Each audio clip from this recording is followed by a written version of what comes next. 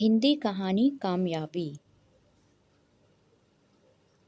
एक गुरु अपने शिष्य के अत्यधिक विकास से बहुत ही खुश थे। उन्हें लगा कि अब शिष्य का मार्गदर्शन करने की कोई ज़रूरत नहीं है। इसलिए उस शिष्य को एक नदी किनारे बनी अपनी छोटी सी कुटिया में छोड़कर निकल पड़े। रोजाना सुबह स्नान के बाद शिष्य शेर की खाल से बने कपड़े को सूखने के लिए टांग देता था। यही एकमात्र वस्तु थी जो उसके पास थी। एक दिन चूहों ने उसके कपड़े काट दिए तो वह बहुत ही उदास हो गया। वस्त्र न होने के कारण वह दूसरे से वस्त्र मांगने गांव वालों के पास पहुंचा। अगले ही दिन चूहों ने दूसरे वस्त्र को भी में भी छेद कर दिए। तब उसने एक बिल्ली पाल लिया। अब उसे समस्या चूहों से तो नहीं थी, लेकिन बिल्ली उसके लिए परेशानी का सबब बन गई थी। उसे अपने खाने के साथ-साथ बिल्ली के लिए दूध का इंतज़ाम करना पड़ता था। एक दिन उसे लगा कि मैं कब तक गाँव वालों से माँगता रहूँगा।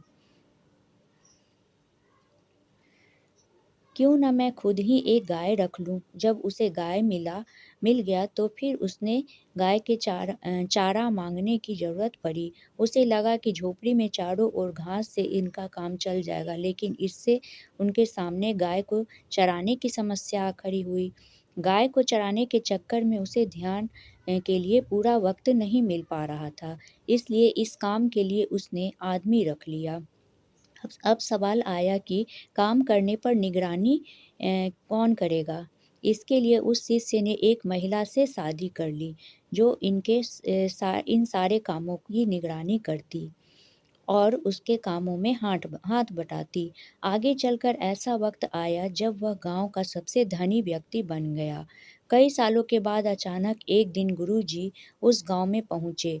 सब कुछ बदला हुआ देखकर वे दंग रह गए। उन्होंने देखा कि जहाँ कभी कुटिया हुआ करती थी,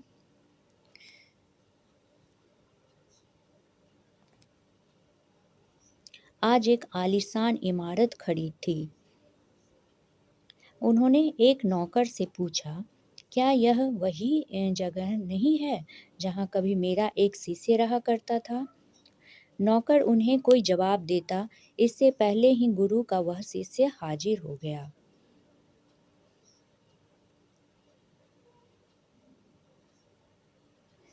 गुरु ने उससे पूछा, वत्स, आखिर ये सब क्या है? इस पर शिष्य ने कहा, आपको विश्वास नहीं हो रहा है ना?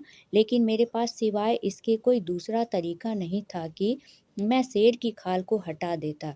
कि यह कहानी से हमें यही शिक्षा मिलती है कि छोटी ज़रूरत या बदलाव के आधार पर बड़े परिणाम मिल सकते हैं।